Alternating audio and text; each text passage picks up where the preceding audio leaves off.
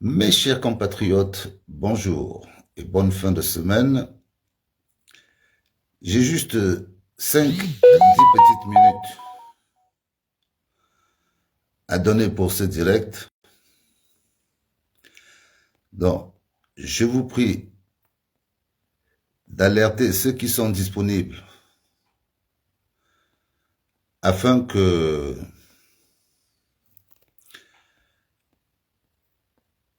je règle certaines situations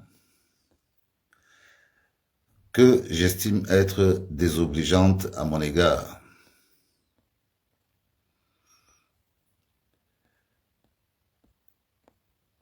Je le dis pour la dernière fois.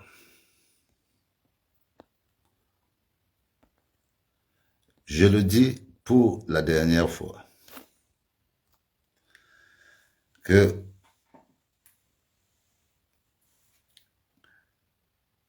je ne me lève pas un beau matin pour prendre la parole dans le dialogue. Je le dis pour la dernière fois. Quand je prends parole pour parler des affaires du dialogue,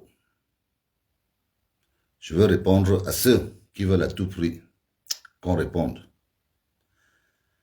C'est tout d'abord parce que, à titre personnel, je suis à plus de 100 millions de francs investis à fonds perdus, à titre personnel, de l'argent gagné, et en frais annexes, je peux ajouter 100 millions. Donc, je parle d'abord en tant qu'un citoyen qui, pendant qu'un régime existe, se lance dans un investissement pour participer à l'effort et se retrouve saboté et sabordé. Donc, quand je prends parole pour m'adresser à des personnalités de chez moi, je le dis très sincèrement parce que je ne veux pas que certains aient l'impression qu'on se mesure des forces. Je ne me mesure à personne. Je parle en fonction de mon vécu. Et je dis que dans le dialogue, j'ai ma parole parce que je suis natif du dialogue. J'ai moi-même investi, je dis à titre personnel, je suis à plus de 100 millions. Mes faits d'armes n'ont pas besoin de s'expliquer dans le dialogue. En tant que simple travailleur, je n'ai pas un mandat. Donc j'apporte mon argent, j'investis, je fais travailler des jeunes. Et ça, je le fais depuis que je suis tout jeune. Donc je ne peux pas me mettre à répondre à des petits frères dont je connais très bien le parcours. Mais je ne veux pas non plus que certains utilisent ce genre de posture en voulant me faire sortir de mes gonds. Parce que je peux être très gentil, mais je peux devenir aussi désagréable que possible. Donc j'invite chacun à se retenir. Moi, je ne suis pas là pour dicter à qui que ce soit une ligne de conduite, mais je demande à ce qu'on respecte la démarche de tout un chacun. Et les propos que je tiens ne sont pas forcément des propos qui portent atteinte à la personne. Ce n'est pas des diffamations. Je ne fais qu'un condensé des réalités de terrain. Ce n'est pas moi, Guy Monovix, qui vais déclencher une institution. Non, il ne s'agit pas de ça. Ma démarche, c'est la dénonciation. Je veux répondre à tous ceux qui veulent jouer au jeu, à la question-réponse avec moi. Il faut se lever très tôt. Dans le dialogue, non seulement je suis le seul beau-fils reconnu de M. Essam François, celui à qui un certain au revoir, moi j'ai dit au revoir à Essam François. Ceux qui connaissent la vie du dialogue doivent comprendre que je connais l'intérieur du dialogue. Je sais comment tel est devenu maire. Je sais qui est qui.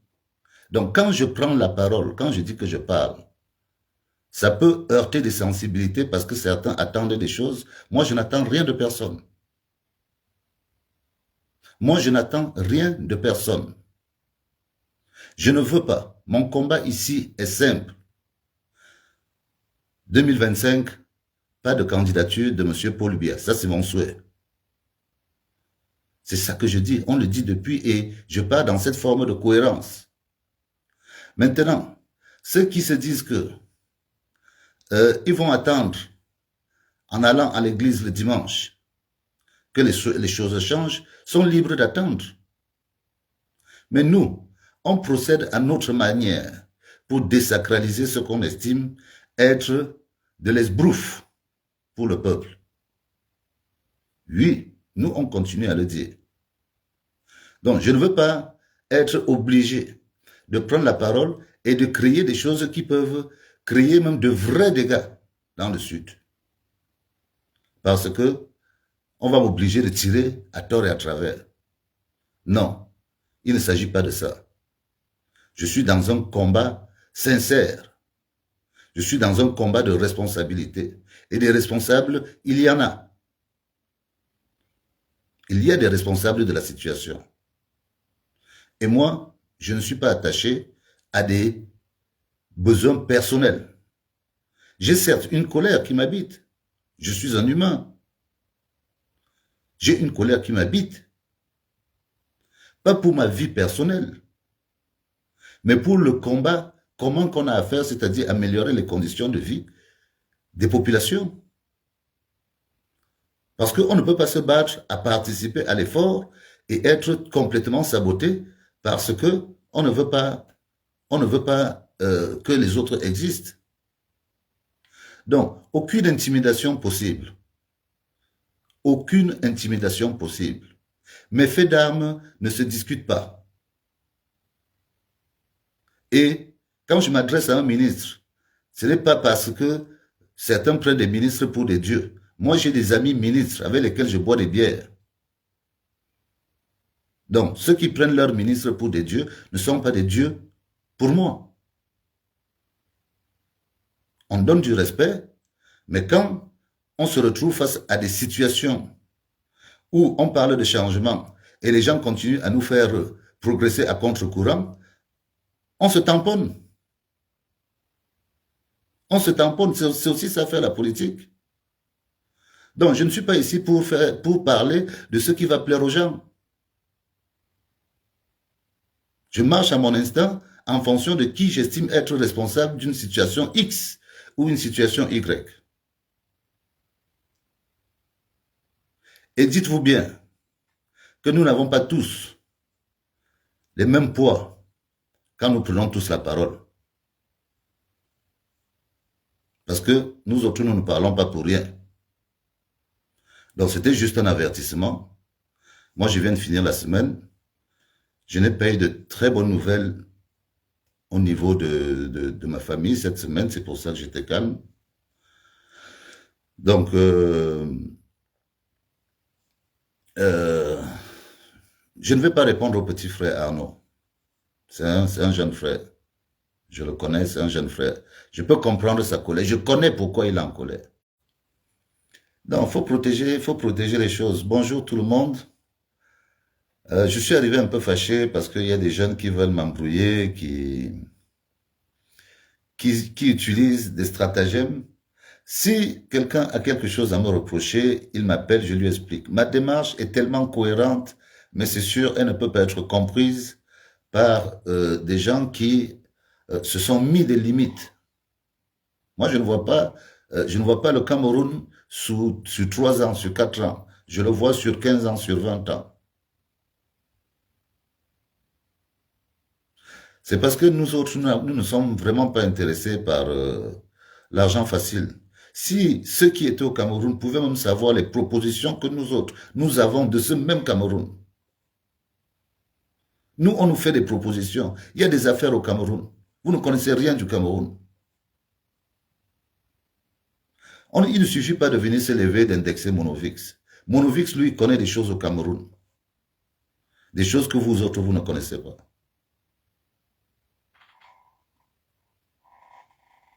Donc, il faut se calmer. Nous, on avance dans notre sensibilisation. C'est vrai que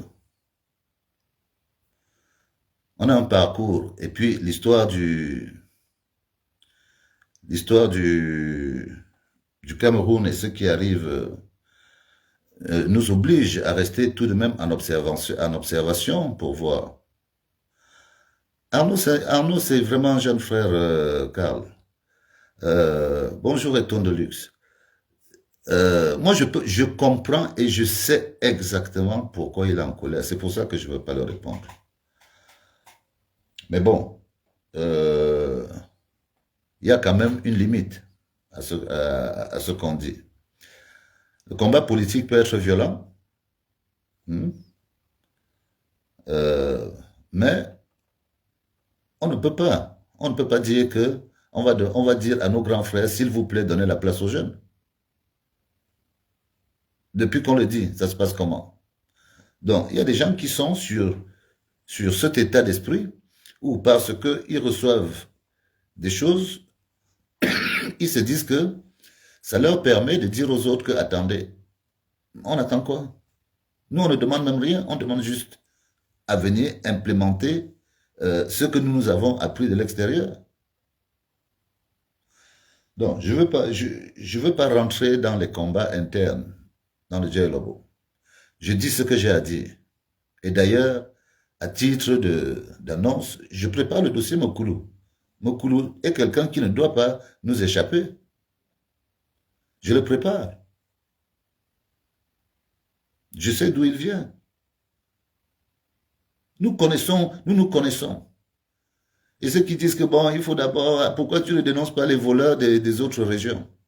Je dis, on n'a pas la même éducation. Moi, j'ai été élevé dans la justice traditionnelle, où la première valeur de la tradition, ce n'est pas l'argent. Hein. Faut déjà savoir ça. Hein. L'argent n'est pas une marque de respect chez les boules. Hein. Dans nos villages, si vous connaissez vraiment les villageois respectent celui qui tue plus facilement le serpent que celui qui a l'argent. Hein. Vous croyez que parce que vous avez l'argent, vous méritez tout le respect de la nature? Non, ça dépend de ce que vous estimez comme étant une valeur. L'argent n'est pas une valeur absolue pour nous tous. Donc, il faut que chacun se calme. Il ne faut pas qu'on se mélange les pédales parce qu'on n'a pas tous le même poids. Quand on prend la parole, on n'a pas tous le même parcours. J'emploie des gens au Cameroun depuis que j'ai peut-être l'âge de 22, 23 ans. Et d'ailleurs, dans mon parcours, je disais que j'allais m'arrêter à Nangai Boko. Je faisais escale. Nangai Boko, c'est la première ville. J'avais 26 ans. Quand je dirigeais ma première série, j'avais 26 ans. 170 employés à Nangai Boko. J'avais 26 ans. À cette époque-là, il n'y avait pas un gars du Sud qui faisait dans le bois. Dans les années 98. Donc, à Nangai Boko, je connais. Je suis même surpris de voir le tempérament des gens de Nangai Boko. Parce que quand j'ai dirigé la série Courrier à Nangai Boko, j'ai trouvé des expatriés là-bas, empêtrés dans une magouille que j'ai été chargé de déceler. J'ai subi une grève de 170 employés à Nangai Boko, à la Syrie. Et je n'ai jamais eu aussi peur de ma vie. C'est-à-dire que les gens de Nangai Boko sont normalement d'une vaillance qui, pour moi, dépasse même celle des gens de Saint-Mélima, qu'on nous attribue pourtant comme étant très, très actifs. Les gens de Nangai Boko, le jour où j'ai subi une grève là-bas, heureusement qu'il y avait une dame qui était présidente du tribunal, Lydie. C'est Lydie qui m'a enlevé de cette maison. Donc, Quand je vis encore passer par Nangai Boko aujourd'hui, avec tout le temps passé, je vous parle des affaires de 98, et pour la mission que j'avais à Nangai Boko, quand j'ai mis à jour toute la magouille qu'il y avait, il y a un Français qui s'est suicidé dans cette affaire. Ceux qui disent qu'ils sont hier dans le combat. Votre combat, c'est parce que ils traitent les autres, parce que vous êtes affichés de dire que sur Facebook, de dire que nous, on combat dans la vraie vie depuis qu'on est enfant. Dans la vie active, dans l'économie, parce qu'on ne fait pas de politique. Je ne vous ai pas dit que j'étais un spécialiste de la politique. Je viens parler de ces choses parce que je vois très bien la situation, comment elle se dégrade. Moi, j'ai vu les conséquences de la crise de 2008. J'étais sur le terrain, dans l'économie. Il n'y a pas besoin d'être dans la politique pour parler des affaires d'un pays.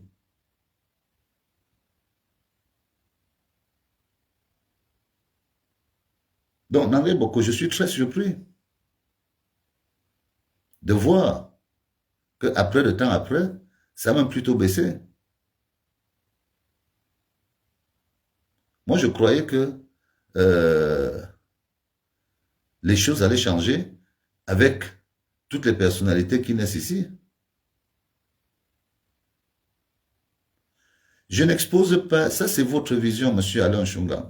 Déjà, ayez le courage d'utiliser le nom de vos origines. Ça ne sert à rien d'utiliser des prête-noms, sinon vous n'êtes pas courageux. Ça c'est votre vision d'exposer les vôtres est une manière de cautionner le vol. Moi, je ne cautionne pas le vol. Chez nous, on a grandi, mon grand-père, lui, il a toujours jugé les voleurs. Que ce soit le voleur de la maison ou le voleur de l'extérieur. Pourquoi voulez-vous que j'aille chercher les voleurs de dehors alors que ceux qui sont à côté de moi, eux-mêmes, sont préjudiciables? Le voleur, c'est le voleur. Et le mot n'est pas péjoratif. Celui qui détourne de l'argent public, on peut embellir la chose en disant que c'est un détourneur. Mais la finalité, c'est quoi? Détourner, ce n'est que la manière qu'on fait pour prendre l'argent. Mais l'acte, c'est le vol. C'est d'ailleurs pour ça qu'on les condamne.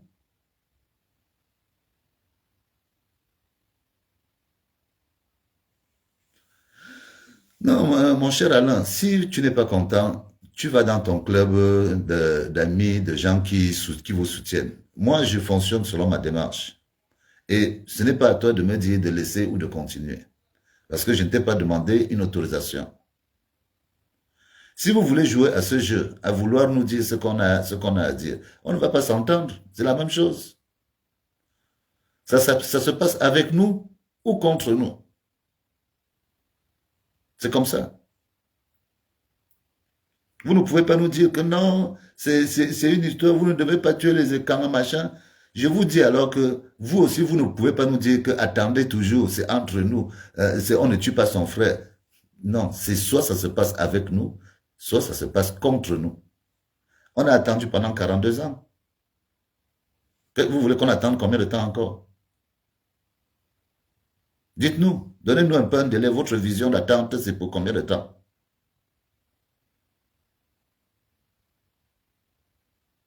Vous voulez le changement sans changer. C'est ça votre changement. Ça va tomber du ciel. Malheureusement, je vous ai dit depuis le départ, ma grand-mère est d'origine tchétchène, mon grand-père d'origine polonaise, mon père est né à Paris, ma mère est née au Cameroun. Vous voyez tout ce mélange-là fait que moi je ne crois pas au baliverne. Il y a un moment où on respecte, où on patiente, et il y a un moment où on donne un coup dans la fourmilière. Ceux qui ont des intérêts ponctuels, ils ne vont pas les partager avec moi. Pourquoi voulez-vous que je protège vos intérêts? Mon intérêt à vous protéger, c'est quoi? Vous prenez vraiment les gens pour des éternels imbéciles?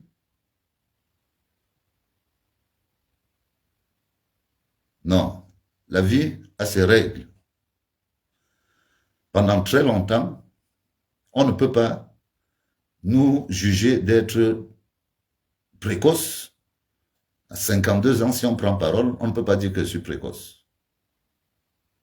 Ça veut dire que j'ai accepté subir pendant 50 ans.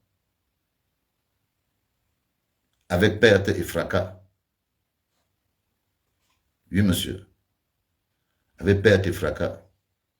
Moi, je ne peux pas vous dire le nombre de ponts que j'ai fabriqués pour aller chez moi. Le nombre de voitures que j'ai cassées parce que j'allais chez moi. Tu deviens coupable d'aller chez toi parce que pour aller, il faut que tu investisses. Pour aller sur la terre de tes ancêtres, il faut que tu investisses. Tu achètes une voiture en te disant que non, celle-ci, je vais seulement l'utiliser pour le séjour. Après, elle ne va plus servir. Tu investis, tu te dis ce sont des frais. Après, l'état d'esprit de mendicité fait que les gens ne veulent même pas travailler. Tu te retrouves à tourner à fond perdu. Tu apportes un projet, au lieu qu'on t'encourage, on dit que voilà tous les AK, les machins là qui ont duré pendant vos 42 ans. Et le résultat est là. On n'a que des mototaximans. Ceux qui trouvent que les choses vont bien. Nous, on ferme notre gueule alors, si les choses vont bien. Que les gens ne nous demandent rien. Oui. Parce que si vraiment il faut jouer perso, que chacun joue perso. Chacun peut jouer perso. Franchement, qu'est-ce que ça nous rapporte quoi? Au contraire, c'est nous qui perdons de l'argent. Nous perdons notre temps. Mais l'intérêt est lequel? C'est que vous êtes assis sur un héritage collectif. Ce n'est même pas une permission qu'on vous demande. Moi, je ne vais pas revendiquer la terre de ton père. Je vais revendiquer la terre de mon père ou la terre de ma mère ou la terre de mon grand-père. Et ce sont ces intérêts-là que je défends.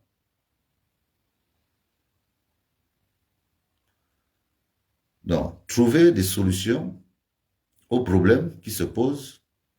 Nous ne sommes pas la source des problèmes. Nous ne sommes que la révélation des problèmes. Il ne faut pas confondre. Peut-être que nous ne les agençons pas à la manière qui vous plaît, mais ça, vous ne pouvez pas nous empêcher de mettre, d'utiliser nos propos, hein, que vous n'acceptez pas, pour dire après que non, vous auriez dû. Non, c'est pas comme ça. Nous, quand on dit qu'on tape dans la fourmilière, on utilise les méthodes qu'on utilise. Tiens, mais Sanga Nyamdi avait dit que Kamto, il a les vidéos que Kamto est en train de baiser un homme, que c'est un homosexuel. Il a dit qu'il allait montrer, non. C'était la campagne présidentielle. Après, quand le professeur a porté plainte, lui-même, il est venu reconnaître que c'est les propos de campagne. Donc, c'est comme ça. Moi, je n'ai rien contre les personnes. Sauf que les conditions qui doivent nous permettre, qui doivent permettre à nos enfants de ne pas subir ce que nous, on a subi, ces conditions-là, on doit les préparer nous-mêmes. Sinon, on serait des lâches. Des éternels lâches.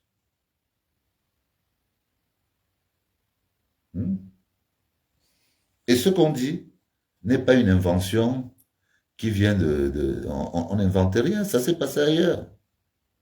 Nos craintes sont visibles. Nos inquiétudes sont là, elles paraissent tous les jours. Quand on voit le fonctionnement des choses, on ne peut être que inquiet. Comment ne pas continuer à sensibiliser pour dire aux jeunes que allez vous inscrire? J'entends mes frères qui disent que non, on veut que ça change, on veut vraiment le changement. Vous allez faire comment? Vous allez prendre le billet là-bas, vous l'enlevez, tac, et tous les autres, vous les laissez. C'est ça votre changement. On n'est pas d'accord. C'est cette méthode-là qui fait que nous, on n'est pas d'accord avec vous. Nous, on aimerait que son Excellence Paul Biya aille se reposer et qu'il amène avec lui toutes les personnes qui ont mis la situation parce que ces personnes sont responsables. Vous pouvez faire comme vous voulez, mais ces personnes sont responsables. Avec Paul Biya comme principal responsable, parce que c'est lui le président de la République. Et puis, ceux qui disent que les choses vont bien, on verra bien le jour où ça va s'arrêter. À partir de cette heure-là, c'est là où on fera donc le bilan. Pour l'instant, nous, on ne fait pas le bilan, on fait des prévisions. Sur la base de ce qu'on vit. Donc, le week-end commence. Nous revenons, je travaille sur d'autres dossiers. Et puis, nous allons faire un condensé de l'actualité. Parce que ce qui se passe, ce sont des enjeux de 2025. C'est ça qui se joue aujourd'hui. Il faut que chacun d'entre nous soit, au moins, comprenne au moins la situation. Il faut que chacun d'entre nous comprenne au moins la situation.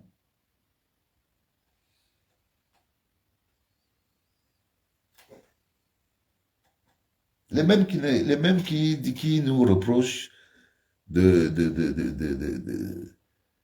propos forts et de propos... Ce sont les mêmes qui disent qu'ils veulent le changement. Mais comment vous allez faire pour changer? Dites-moi quel est le miracle que vous avez pour faire changer ce régime sans bousculer ceux qui tiennent le régime.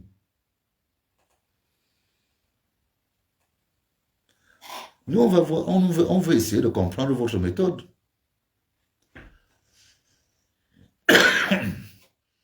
Après, il y en a qui lisent dans la boule de cristal, ils disent, toi tu roules pour Ngongo, toi tu roules pour... Mais je connais Ngongo d'où? Je le connais d'où? On connaît le réseau du Cameroun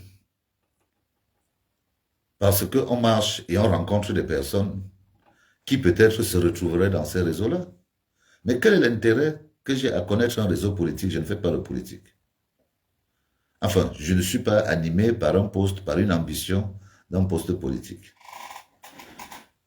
Il y a des sujets politiques qui m'intéresseraient de les voir aboutir, comme le sujet de la binationalité, que j'estime être une escroquerie politique au Cameroun. Mais ça, ce sont des sujets, on ne va pas faire politique pour un seul sujet. Je peux soutenir quelqu'un pour appuyer ce sujet. Donc, moi je dis, je ne joue pas les hypocrites. Il faut vraiment que ceux qui ont suivi ma démarche depuis le départ ont bien compris. Mon souhait, c'est que chacun essaye de donner le coup de pied dans la fourmilière. Je vois que certains jouent les timides. Les gens jouent les timides parce qu'ils sont toujours, ils prétendent sortir de l'espace du village pour être à l'échelle nationale, mais ça c'est tellement visible de voir ceux qui sont renfermés dans leur tribu, mais qui brandissent un petit drapeau en disant que non, le tribalisme, alors qu'eux-mêmes sont enfermés dans la tribu. Moi, je ne fonctionne pas dans le système tribal. Je respecte mes grands-parents, je respecte ma culture, mais je fais une différence. À partir du moment où on a accepté appartenir à une nation, enlevez-nous le mot Cameroun, on devient terre et camp, comme ça on ne sera qu'Ekam. C'est logique. Mais je ne peux pas être Camerounais et Ekam en même temps. Et quand c'est quand je suis au village. C'est un peu comme ça que moi je raisonne. Ceux qui sont d'abord Ekam, avant d'être Camerounais, n'ont pas accepté les institutions depuis l'arrivée des Allemands. Mais le combat là est passé parce que les Allemands, ils ont créé, ce sont eux qui ont colonisé le Cameroun. Et on s'appelle Cameroun parce qu'on est déjà un ensemble de tribus différentes. Celui qui veut nous ramener le combat à l'époque des Ekans, qu'il mène le combat, on verra. Il demande l'indépendance, on fait une délimitation. S'il a le nombre de personnes nécessaires qui veulent l'autonomie des Ekans, pour qu'on soit seulement entre nous, et comme ça qu'on vive notre tribu, il faut mener le combat. Pour l'instant, moi je parle au nom du Cameroun, parce que c'est ça qui m'intéresse. Et c'est tellement un mensonge populaire de faire croire qu'il y a un problème tribal au Cameroun, que même celui qui est président du Cameroun, lui, il a un cuisinier, un Mileke, quelqu'un qui lui fait à manger tous les jours. Et vous vous dites que non, les Bamileke nous détestent. S'ils nous détestaient, pourquoi il ne l'a pas empoisonné depuis? Hein? Le meilleur ami de Franck, c'est un homme de l'Ouest. Franck que tout le monde brandit. On connaît bien Ghislain. Je connais ses bureaux. Et je dis tant mieux, parce que c'est tous des Camerounais. Nous, on aime ça. Les gens, ils sont là à nous faire croire que non, on est divisé entre nous, on est de notre côté, eux, ils sont de l'autre. Mais c'est quoi ces côtés? La limite, c'est la frontière, c'est où? Dites-nous, la frontière, là, c'est où? Et on met la douane avec les militaires. Sinon, il faut arrêter ça. On ne fait pas une nation en prônant la tribu. Je ne sais pas comment on va expliquer ça aux gens. Maintenant, le combat des traditions de chacun, ça se fait à l'intérieur. Chacun dans son coin. Oh, ce beau Cameroun, où on voyait des journées où on peut voir en une journée une danse folklorique Beti, une danse folklorique Bamoun, une danse folklorique... on voyait ça avant. Aujourd'hui, j'ai l'impression qu'on ne peut même plus voir ça. Où tout le Cameroun est représenté, où on vit la culture. Donc, ceux qui ont oublié alors leur tradition, on fait comment? Parce que quelqu'un qui boit les pétrus, qui mange le steak haché et les frites chez lui, que les enfants ne vont pas au village, lui, pour moi, il n'est pas boulot. Hein. Les gars qui sont à Yaoundé là, qui font des dizaines d'années, ils sont là à Yaoundé sans venir dans leur village. Vous croyez qu'ils ont plus de considération que nous autres? Non, le choix de la tradition, c'est vrai, c'est un devoir. Et moi, à titre personnel, moi, je participe, j'aide des associations là-bas, je participe pour la promotion de notre culture. Et elle fait partie des cultures du Cameroun. Il faut que tout le monde dénonce. Moi, je suis d'accord, Karl. Tout le monde doit prendre le courage de dénoncer. Mais comme je dis, euh, on serait contradictoire en même temps de dire que chez nous, c'est le socle granitique et de dire qu'on doit faire comme tout le monde. Je ne sais pas si je me fais comprendre. C'est-à-dire que beaucoup de gens ont fait croire que chez nous, c'est l'exception, c'est le socle granitique. C'est un 100% que tout le monde consent. Mais est-ce que chez les autres, c'est comme ça? Non. Chez les autres, il y a une autre forme de fonctionnement.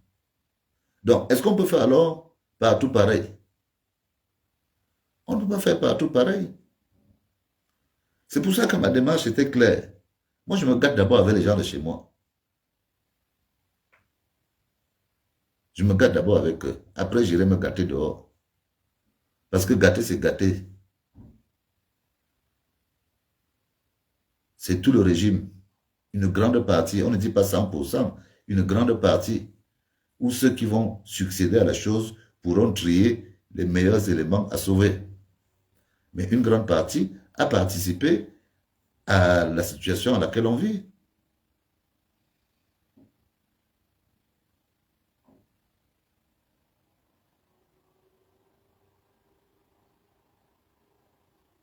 Les gens ne peuvent pas imaginer à quel point, enfin si, ils imaginent bien, ils veulent tout simplement nous imposer leurs pensées. Mais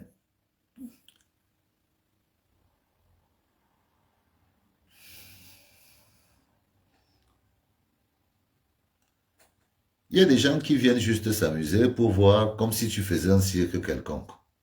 Il n'y a pas de cirque. Que tout le monde se calme. Parce que la route est longue. Moi, j'ai même déjà fini avec les gens du Sud. Je n'ai plus rien.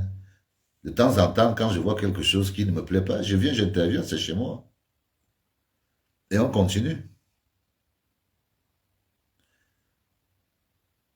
N'en beaucoup. J'ai un peu honte de voir un peu la situation de Nangé Boko. C'est un peu similaire à la situation du Djellabo. Parce qu'avant, dans le coin, c'est Nangé Boko qui était le fleuron. Nangé Boko, on connaît l'exploitation forestière ici depuis pratiquement le début, depuis les années 50. Hein. L'exploitation forestière ici. sûrement depuis les années 50 ou bien avant. Non? Ici, on abattait les arbres, il n'y avait même pas encore, il y avait pas encore les tronçonneuses, les gens étaient avec une longue scie, un de chaque côté, ils abattaient les arbres comme ça au départ. Donc, il y a une culture de l'argent ici qui est même plus précoce que celle que les gens du Sud ont. C'est pour ça que je suis surpris de la naïveté et de l'emprise que le pouvoir a eu sur les gens du RDPC. Que le pouvoir du RDPC a eu sur les gens de Nangué-Boko. Quand je pense qu'à vol d'oiseau, à Minta, il y a un monsieur, quelque part là dans le coin, que je connais bien. Enfin, je connais. J'ai discuté avec. Il y a eu une rencontre qui était plutôt liée aux affaires. Et je me suis rendu compte que rien que ce monsieur avait la capacité technique, avec le matériel qu'il avait, de désenclaver toute la région du centre. C'est-à-dire que rien que son matériel personnel, un fonctionnaire, il peut lui tout seul désenclaver tout le centre. S'il y a la volonté. Parce que on cherchait à louer un engin chez ce monsieur. Rien que le contrat de location montrait l'aisance et la capacité financière de la structure. Je dis qu'on trouvait de tout, des D9, des D8, des D7, des chantiers, tout ce qu'il y a comme engin qu'on peut utiliser pour la location, soit de faire des routes, soit de faire de l'exploitation forestière. Et ce monsieur est propriétaire de tout ce matériel.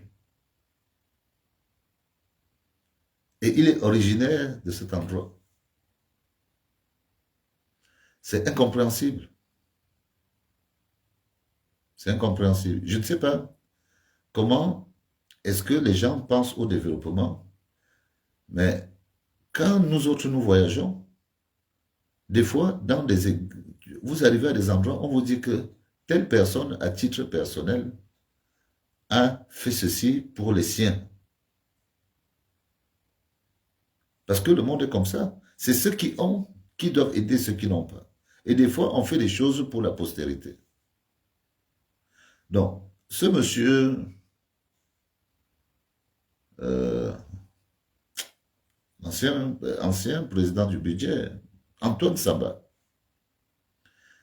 le parc de génie civil de M. Antoine Samba dépasse le parc de Arab Contractor. C'est-à-dire que Arab Contractor n'a pas le matériel que Antoine Samba a. Matériel de génie civil. Et vous arrivez dans un endroit comme Nangué-Boko. Vous avez aussi des problèmes de route pour aller dans des petits coins. Vous dites que mais à quoi ça sert? Ça coûte quoi? Il faut que ce soit l'État qui paye pour qu'on vienne louer les engins de M. Samba pour venir faire les choses. Non. Et pourtant, on sait qu'à l'origine, quand M. Samba commençait son travail, il n'était pas un héritier, il est parti de rien et il est devenu multimilliardaire, comme tous les fonctionnaires. Directeur du budget, 300 hectares de cacao, entreprise de transformation de cacao, un fonctionnaire. Donc, qu'est-ce qu'on va dire? C'est des magiciens, ils arrivent à faire 3 carrières en simultané. Mais le peuple lui demande seulement quoi? Qu'on lui permet de vivre. Que demandent réellement les gens? Les gens ne veulent même pas. Il n'y a aucune fierté à aller cogner à la porte d'un individu pour demander de quoi soigner une personne malade. C'est tellement, je ne sais pas, c'est tellement déshonorant. Il n'y a pas une fierté. Personne n'est fier de dire que je vais aller demander à tel médicament pour soigner ma personne. Donc chacun aimerait pouvoir avoir les possibilités de s'acheter ses propres médicaments. Donc, ce qu'on demande à ceux qui sont en responsabilité, c'est de créer les conditions. Faites les routes, apportez l'électricité, de l'eau potable. Ces trois éléments de base sont la source du problème. Et quand on a donc fait ce constat, il appartient donc au peuple, à vous les gens de Nanguéboko, de prendre vos responsabilités. Il faut prendre vos responsabilités. Faites inscrire les enfants et n'allez plus voter pour soutenir des gens qui ne vous aident pas. Il n'y a pas de miracle. Hein? N'allez plus soutenir des gens qui ne vous aident pas.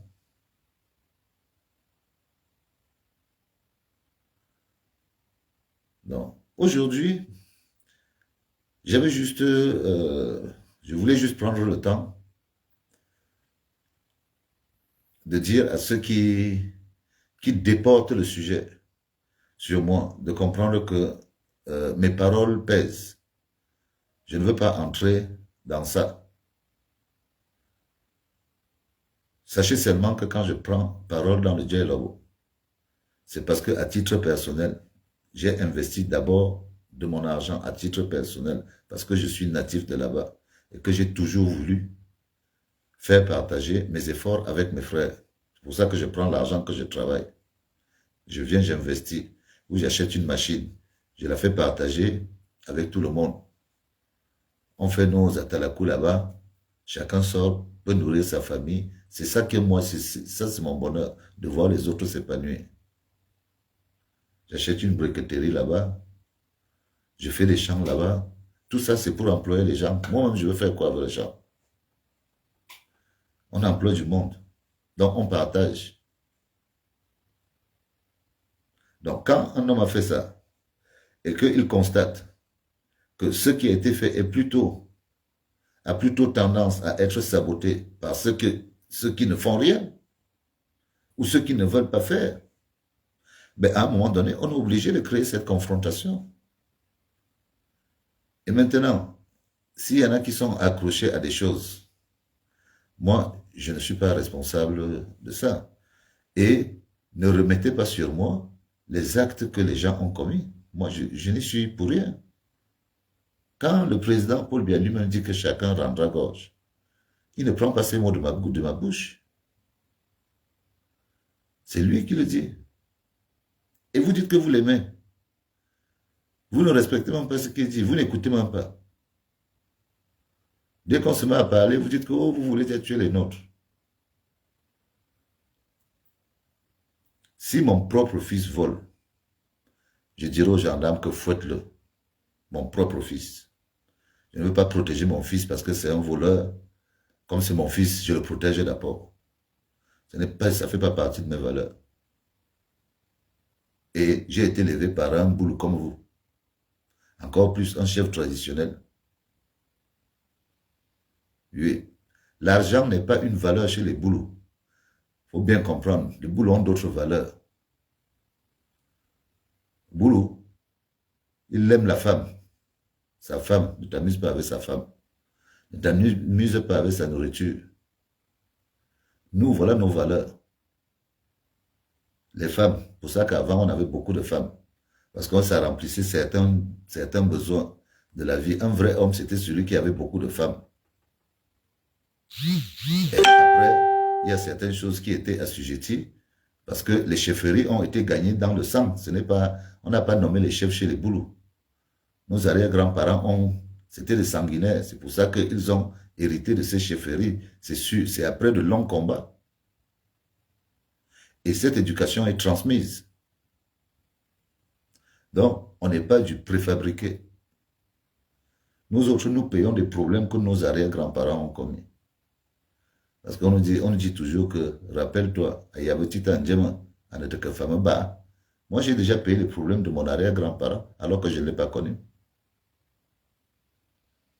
Donc, ce que je dis n'est pas forcément fait pour vous plaire. Elle est faite pour étayer une situation. et pour qu'on avance, que chacun, quand on va encore se regarder en face, chacun saura la position qu'il a. Et moi, je reste le même. Hein. Je suis un ouvrier de la vie, sans être prétentieux. Donc, nous allons nous voir ce week-end. Je continue à travailler des dossiers. Nous allons voir les choses ce week-end. Là, c'est la fin de la semaine. Je voulais juste m'adresser à des gens qui voulaient me faire parler. Moi, je suis sérieux et franchement, je n'ai rien à perdre dans ce que vous voyez là. Mais alors, rien à perdre. Si il faut que je renverse ça, je renverse, que je tape comme le marteau sur la maman. Ceux qui vont me pousser à ça vont me pousser. Moi, je n'ai rien à perdre. J'attends quoi? Et mon assurance vie ici, c'est ça que je contrôle. Le jour où Dieu m'appelle, les enfants vont prendre. Donc, il faut se calmer. On n'est pas les ennemis du peuple, comme certains veulent le faire comprendre. Heureusement qu'on reçoit aussi beaucoup d'appels d'encouragement. Pas d'encouragement. Nous, on n'est pas là. Je n'ai pas opté pour l'insulte. Hein. Je suis pour la dénonciation. Beaucoup se sentent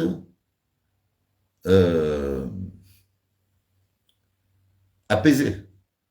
Parce que les gens n'imaginent même pas comment le climat social posé sur les boulots, comment ce climat était devenu insupportable même pour les boulots qui ne vivent pas, ceux qui sont à Douala, ceux qui sont dans les quartiers à Yaoundé. Dès que tu veux parler, c'est vous qui avez le pouvoir, non?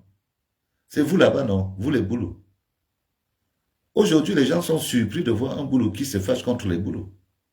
D'autres disent qu'il faut toujours un boulot pour tuer un boulot.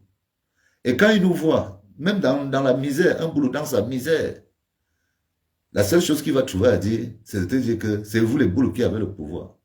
Quelqu'un dans la misère, il a quel pouvoir?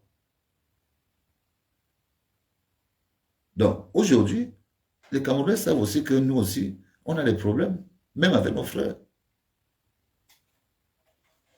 Dans les entreprises, combien on indexe qui n'arrivent même pas à évoluer juste parce qu'ils sont au boulot? Oui, il y a des cas comme ça au Cameroun. Dès que tu veux parler, on dit seulement que c'est vous, non? C'est vous qui avez le pouvoir. Alors que certaines personnes n'ont même pas un gardien de la paix dans leur famille. Mais subissent ces foudres-là. Parce qu'on dit que non, ils ont été et tout, il y a un il faut pas ani. On voit pourquoi. Et on attend même quoi? On attend quoi? Pour dire, on attend bien, nous, on a dit le changement, c'est maintenant. C'est ça qu'on a dit. Et c'est sur ce combat. C'est ça qu'on mène comme combat. Et on a encore des sujets à traiter. Parce que, déjà, je refuse l'idée que Paul Biya a refusé aux gens. Paul Biya a donné à tous les Camerounais les possibilités. C'est pour ça que je fais le tour là. Vous montez à l'extrême nord, vous allez voir quelqu'un qui mange avec Paul Biya. Vous montez au nord, vous allez voir quelqu'un qui mange avec Paul Biya. Vous allez à l'ouest, vous allez voir des gens qui mangent avec Paul Biya. Vous allez à l'est, ils mangent avec Paul Biya. Vous allez au sud, ils... Donc, il y a des erreurs de management, des erreurs de fonctionnement. Mais qu'on ne fasse pas croire aux gens que Paul Biya a confisqué les choses pour donner au boulot. Parce qu'il y a des boulots qui ne feront pas la couleur, même pas la moitié de la couleur, même si Paul Biya reste là 3 siècles. Il y a des boulots qui ne feront même pas une miette. Parce qu'ils ne sont pas concernés. En quoi? L'homme de Mintom a quoi à voir avec l'homme de Nomsa? Il a quoi à voir? Quand à Memoussa, on tue le bœuf, on envoie les intestins à Mintom. Parce que c'est ça la considération chez les boulots. Non. Quand il y a les grandes coupes là-bas, les gars de Mintom, eux, ils sont là-bas, ils jouent avec leurs noisettes. C'est ça la réalité de la vie. Donc, ma petite sœur passée, moi je te comprends, je comprends ta colère, mais on ne mène pas le même combat, petite sœur. On ne mène pas. Je peux comprendre que vous ayez des choses à attendre, mais ça, ce sont vos choses. Vous n'attendez pas ça pour nous. Non, il ne peut pas avoir une coalition d'intérêts sur la base que on parle la même langue. Ça, c'est une fausse idée. Ce n'est pas parce qu'on parle la même langue qu'on s'aime, forcément. Et en politique, moi, je ne fonctionne pas. C'est vraiment une histoire de fonctionner en meute. L'histoire de fonctionner en meute, là, c'est dans vos esprits. Quand les gens sont dans les couloirs, dans les ministères, chacun porte son dossier. Hein.